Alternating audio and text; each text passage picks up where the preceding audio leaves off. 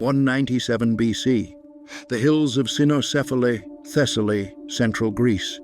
Philip V of Macedon watched from his command position as his phalanx formed on the ridgeline, 16,000 men arranged in a rectangle, 16 ranks deep, each man holding a sarissa, the 18-foot pike that had made the Macedonian phalanx the terror of the ancient world for over 150 years.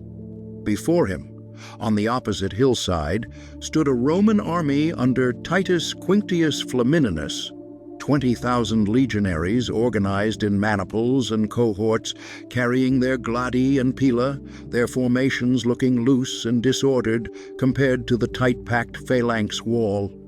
Philip had studied Greek military history.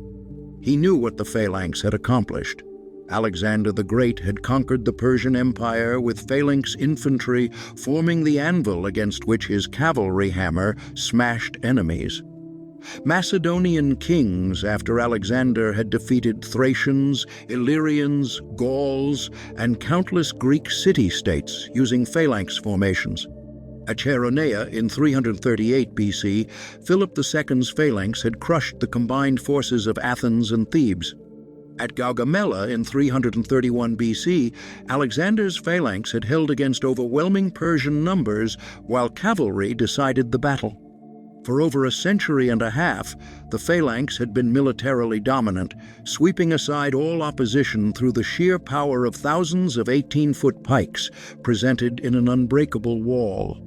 The Romans, by contrast, had developed a different infantry system based on flexibility rather than mass, on independent maniples rather than unified phalanx blocks, on swords rather than pikes. Greek military experts who had observed Roman legions dismissed the system as amateurish. The legion formations looked scattered and disorganized. The gladius was absurdly short compared to the sarissa. The Roman emphasis on flexibility and maneuver seemed unnecessary when the proven approach was to form an impenetrable wall of pikes and push forward until enemies broke. Philip V and his commanders were confident that when the phalanx met the legion in direct combat, Greek military tradition would triumph over Roman innovation. What Philip couldn't know as he ordered his phalanx to advance down the hillside was that the flexibility he dismissed as disorganization was deliberate tactical design, that the loose-looking formations could respond to terrain and tactical situations in ways the rigid phalanx couldn't match, and that the combat environment at Cynoscephalae, broken terrain, hills, uneven ground, would prove ideal for legionary tactics and disastrous for phalanx cohesion. The mathematics of infantry combat were being rewritten not in weapon length or formation density, but in tactical flexibility that allowed exploitation of opportunities the phalanx couldn't respond to, in organizational structure that maintained effectiveness on rough terrain, where the phalanx dissolved into helpless individuals, and in training that emphasized small unit leadership capable of independent action versus phalanx reliance on unified mass action. The phalanx that had dominated the Mediterranean world for 150 years was about to meet a tactical system specifically evolved to counter it, and the battle would demonstrate that the future of infantry warfare belonged to flexibility, not mass. The story of how the Roman legion defeated the Macedonian phalanx begins with understanding both systems' development, their underlying tactical philosophies, and the specific advantages each possessed in different combat situations. The Macedonian phalanx evolved during Philip II's reign in the mid-4th century BC as a refinement of traditional Greek hoplite tactics. Traditional Greek warfare had centered on hoplites, citizen soldiers carrying large round shields and 8-foot spears, fighting in phalanx formations typically 8 ranks deep. The system worked effectively but required extensive training and suffered from limited tactical flexibility. Philip II revolutionized Greek warfare by creating the sarissa phalanx. The sarissa was a pike approximately 18-21 feet long, made from cornel wood with an iron point at one end and a bronze butt spike at the other. The weapon was held with both hands, meaning the soldier couldn't carry a large shield. Instead, phalangites wore lighter armor and carried small shields called pelta, strapped to the left arm. The armor was typically a linen corselet rather than bronze cuirass, a lighter helmet than the Corinthian-style hoplites wore, and greaves protecting the shins. The total armor weight was perhaps 30-40 pounds compared to 60-70 pounds for a traditional hoplite. The phalanx formation using sarissas was typically 16 ranks deep, though this varied depending on circumstances. The front 5 ranks held their pikes horizontally at different angles so that pike points projected 3 to 5 meters ahead of the formation. This created a wall of iron points that was extremely difficult to approach. The remaining 11 ranks held their pikes at angles or vertically, ready to lower them if front rank soldiers fell. The density was tight, approximately 18 inches per man in close order, though this could compress to even tighter spacing when the formation closed ranks for combat. The power of the sarissa phalanx came from this massed pike wall. The 5 ranks of pike points meant any enemy approaching faced multiple layers of weapons before reaching the phalangites themselves. The pikes dramatically outreached spears or swords, keeping enemies at distance. The density of the formation meant no individual phalangite could be isolated. He was surrounded by comrades pressing forward together. The sheer momentum of 16 ranks advancing together was nearly irresistible in direct frontal combat. The tactical doctrine was straightforward: advance in formation, maintain cohesion, push forward until the enemy broke. The phalanx didn't maneuver much once deployed. It simply pressed forward like a slow-moving avalanche of pike points. The system required flat, clear terrain and coordinated advance by the entire formation. Individual phalangites needed less training than hoplites because their role was simpler. Hold your pike, maintain your spacing, advance when ordered. The complexity was at the formation level rather than individual level. Alexander the Great's conquests demonstrated phalanx effectiveness combined with cavalry exploitation. Alexander's tactical system used the phalanx as a fixing force. It would engage enemy infantry, pinning them in place with the pike wall, while his companion cavalry attacked enemy flanks or rear. At Gaugamela, against the Persians, the phalanx held against overwhelming numbers while cavalry decided the battle. At the Hydaspes River in India, the phalanx defeated Indian infantry while cavalry dealt with war elephants. The system worked brilliantly when commanded by a genius like Alexander and when combined with powerful cavalry forces. After Alexander's death in 323 BC, his empire fragmented into multiple kingdoms ruled by his generals and their descendants. The Macedonian kingdom, ruling Greece and the Balkans, maintained the phalanx system. The Seleucid Empire, controlling Anatolia, Syria, and Mesopotamia, used phalanx infantry supplemented with other troop types. The Ptolemaic kingdom in Egypt fielded phalanx-based armies. For the next 150 years, wars between these successor kingdoms were decided by phalanx against phalanx, with tactics, generalship, and cavalry determining outcomes. The phalanx's dominance seemed permanent. It was the proven system that had conquered the known world. The Roman legion evolved along completely different lines, shaped by Rome's specific military needs and combat experiences. Early Roman infantry had fought in a formation similar to the Greek phalanx, but by the mid-4th century BC, Romans had adopted a more flexible system. The legion of the mid-Republic period, the type that faced Philip V at Cynoscephalae, was organized into maniples, small units of 120 men that could operate semi-independently. The legion consisted of approximately 4,200 infantry divided into 3 lines. The first line, hastati, was composed of young men in their prime. The second line, principes, contained men in their late 20s and 30s, experienced soldiers with proven reliability. The third line, triarii, were veterans who served as the final reserve. Each line was divided into 10 maniples, and the maniples were arranged in checkerboard pattern with gaps between them. This quincunx formation looked disorganized compared to the solid phalanx front, but the gaps allowed maniples to move independently and allowed the second line to move forward through the gaps to support or relieve the first line.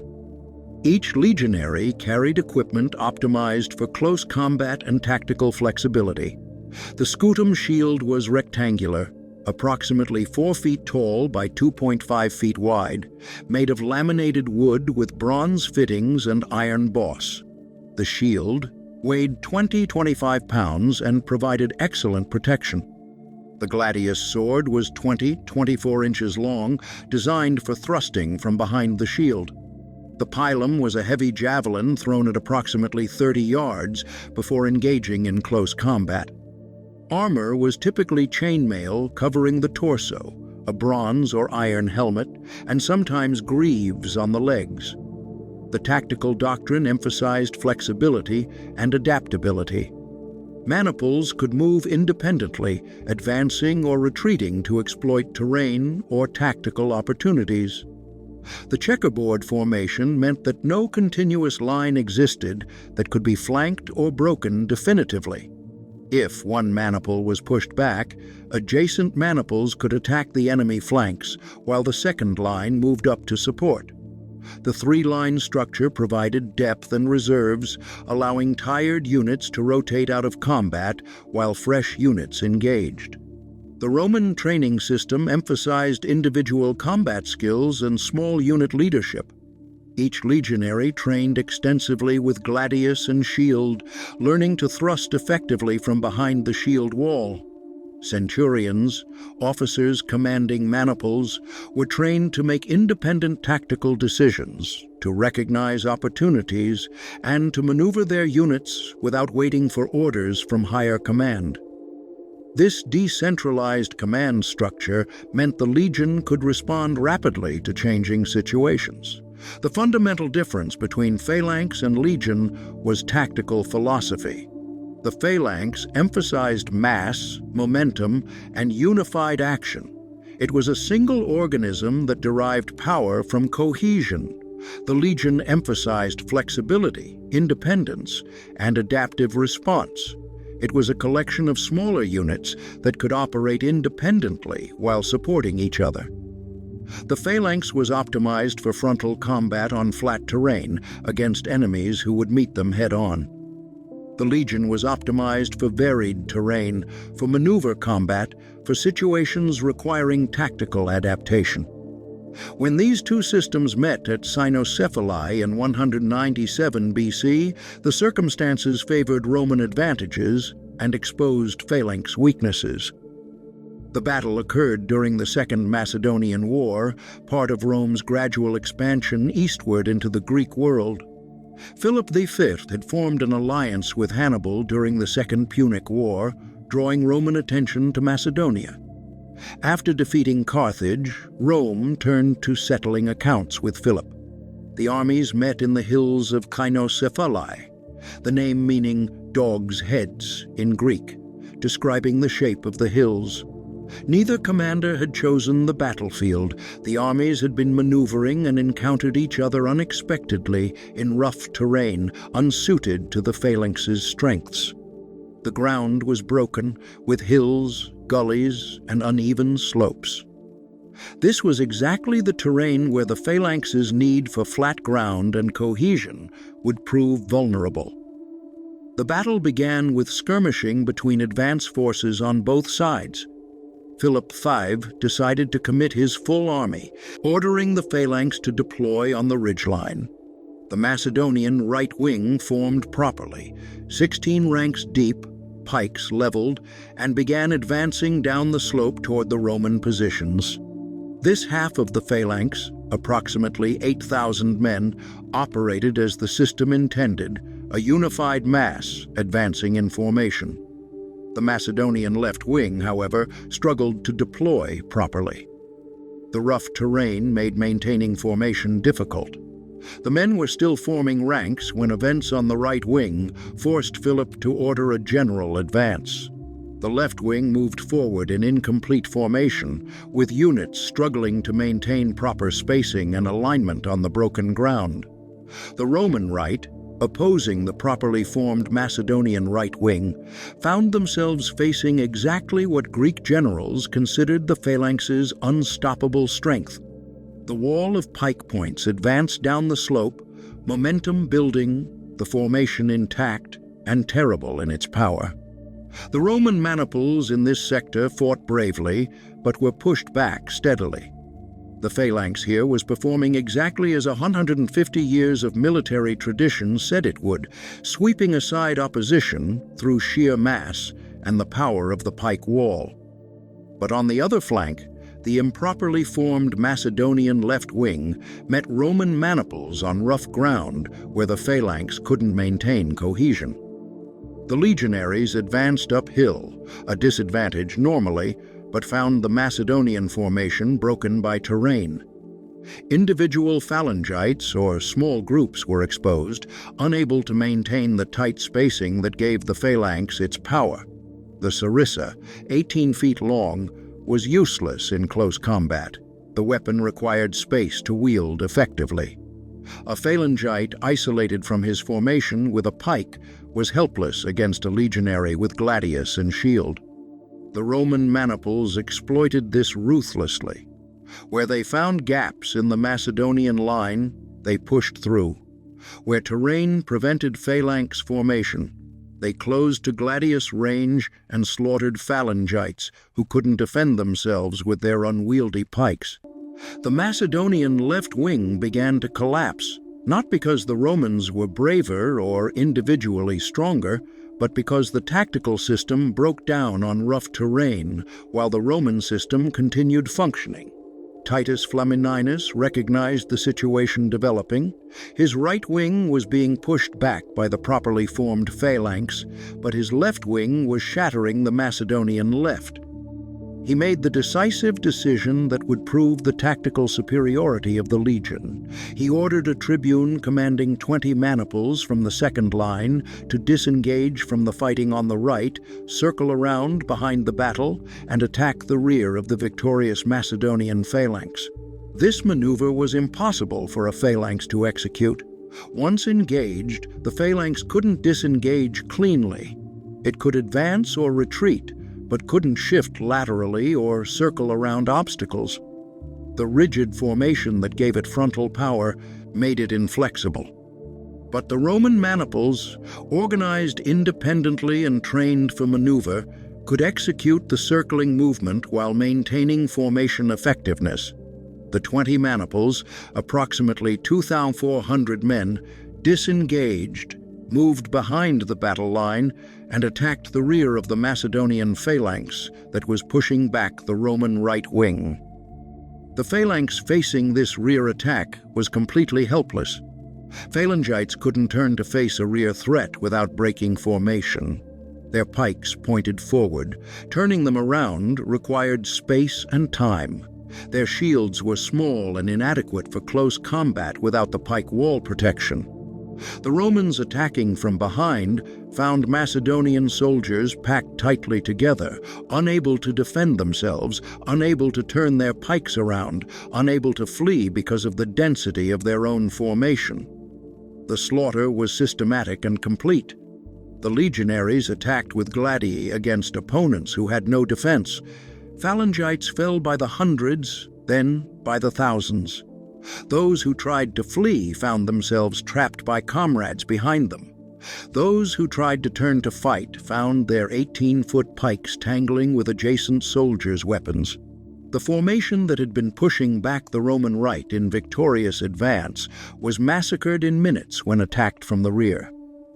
The tactical inflexibility that Greek military tradition had never considered a vulnerability because enemies had never exploited it proved catastrophic when facing an army trained in maneuver warfare.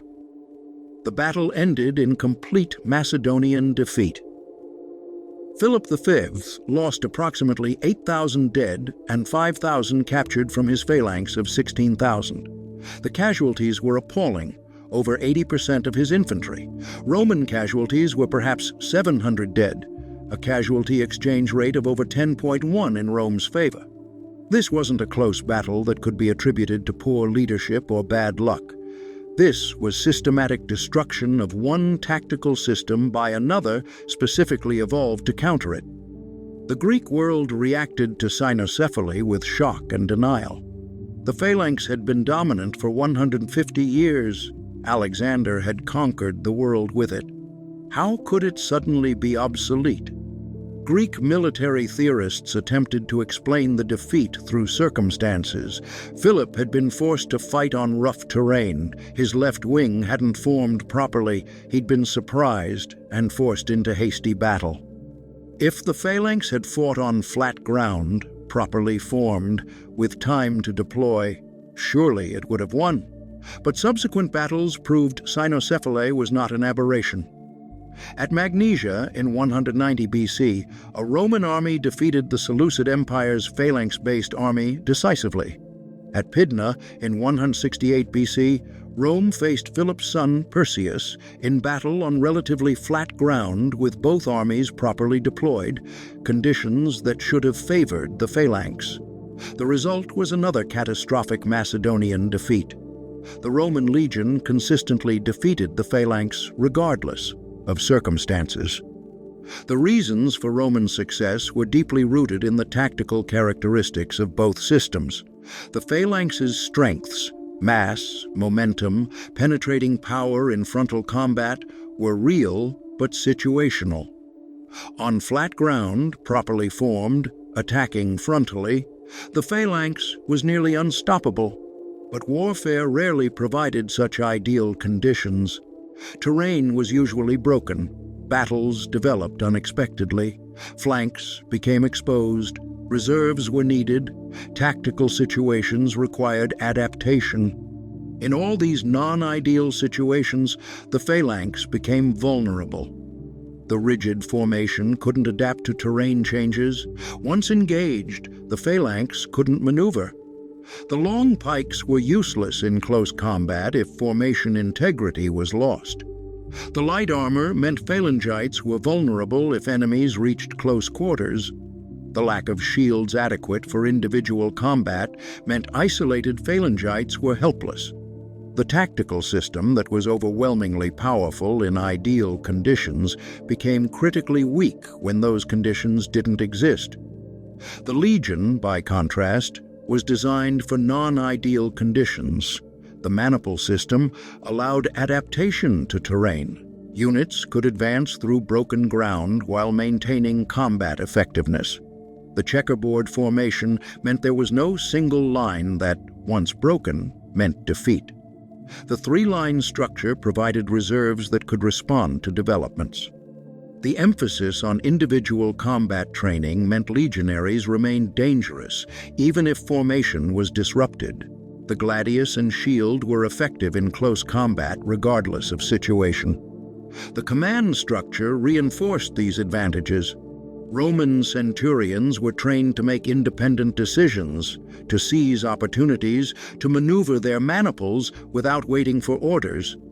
This decentralized leadership meant the legion could respond to local tactical situations rapidly. The phalanx, by contrast, required centralized control. The entire formation needed to act in unison, which meant waiting for orders from the top command level. This meant the phalanx was slower to respond to changing situations. The flexibility versus mass trade-off explained the outcomes. The phalanx sacrificed flexibility for maximum frontal power. The legion accepted less frontal power in exchange for flexibility and adaptability. In ancient warfare where terrain was often rough, Where battles developed unexpectedly, where tactical situations required rapid response, flexibility proved more valuable than frontal power.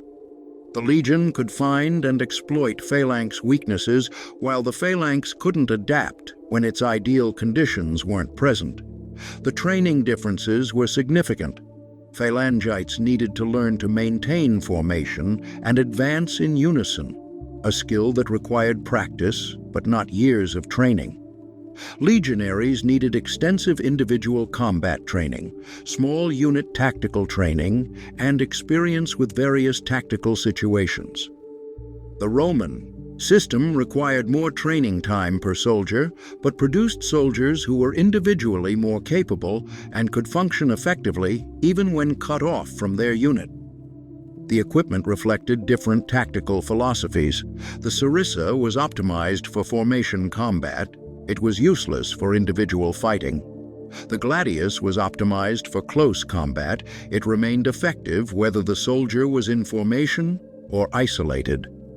The phalangites' light armor and small shield were adequate when protected by the pike wall, but inadequate for close combat. The legionaries' heavy armor and large shield provided protection even when fighting individually. The Roman equipment worked in more situations than the Macedonian equipment. The aftermath of Cynoscephalae and subsequent Roman victories over phalanx armies established the legion as the dominant infantry system in the Mediterranean. Greek kingdoms that continued using the phalanx did so increasingly as a ceremonial tradition rather than effective military tool. The Seleucid Empire adopted more Roman-style tactics in its later armies. Ptolemaic Egypt maintained phalanx formations, but supplemented them with troops trained in Roman methods. The military theorists of the ancient world analyzed why the legions succeeded. Polybius, the Greek historian who witnessed Roman military power firsthand, wrote extensive comparisons of the two systems. He concluded that while the phalanx had greater power in ideal conditions, the legion's flexibility made it superior in real battle conditions where terrain and circumstance were rarely ideal. Polybius noted that the phalanx required flat ground, proper formation time, and frontal combat to be effective, while the legion could fight effectively in varied terrain, could adapt to unexpected situations, and could exploit opportunities the rigid phalanx couldn't respond to. Later, Roman military writers treated the legion's superiority as settled fact. The question wasn't whether the legion was superior, but why. The answers focused on flexibility, training, equipment suited for varied situations, and command structure that enabled rapid response. The phalanx became a historical curiosity, an example of a system that had dominated for a period but was supplanted by more advanced tactics. The broader lesson from Cynoscephalae was about military evolution and adaptation. The phalanx had been revolutionary in its time, vastly superior to what came before. But military systems that don't evolve become vulnerable to opponents who develop counters. Rome had fought Hellenistic kingdoms since the early 3rd century BC. Roman commanders had observed phalanx tactics, analyzed weaknesses, and developed the legion specifically to counter phalanx strengths while exploiting its vulnerabilities. The Roman emphasis on flexibility wasn't accidental. It was deliberate response to observing what phalanx couldn't do. The legion's checkerboard formation specifically countered the phalanx's solid line. The 3-line depth provided reserves to exploit gaps. The training in close combat prepared legionaries for the moment when they broke phalanx formation and engaged in individual combat. The maniple system's tactical independence enabled the circling maneuver that destroyed Philip's phalanx from behind. Every aspect of the legion was evolved to counter the specific system it faced. The Greek dismissal of Roman phalanx-breaking before Cynoscephalae was based on surface analysis. They saw disorganized-looking formations and concluded Romans didn't understand proper military organization. They saw short swords and concluded Romans were poorly armed. They saw emphasis on flexibility and concluded Romans lacked the discipline for unified action. What they missed was that every aspect of Roman military organization was deliberate design to counter their own tactics. The battle demonstrated that military power isn't about which weapon is longer or which formation looks more impressive. It's about matching tactical system to combat conditions, about training that enables execution of that system, about leadership structure that enables rapid adaptation, and about continuous evolution to counter enemies' systems. The phalanx that had conquered Alexander's empire proved inferior to the legion that Rome had evolved specifically to defeat it. The mathematics weren't written in pike length or formation depth. They were written in flexibility measures. How quickly units could respond to changed situations, how well they maintained effectiveness on broken terrain, how effectively they exploited opportunities their structure enabled. They were written in command structures, centralized control versus distributed authority, unified action versus independent maniples, dependence on ideal conditions versus adaptation to reality. They were written in training philosophies, mass coordination versus individual combat skill, formation dependency versus personal capability, specialized versus generalized competence. The Greeks who dismissed Roman phalanx-breaking learned at Cynoscephalae that the future of warfare belonged to flexible systems that could adapt to varied conditions, to training that produced individually capable soldiers who remained effective in non-ideal situations, to organizational structures that enabled rapid response to tactical opportunities, and to military cultures that continuously evolved tactics rather than assuming historical success, guaranteed future dominance. The phalanx that had dominated Mediterranean warfare for 150 years met the legion that Rome had specifically designed to defeat it, and the result wasn't close.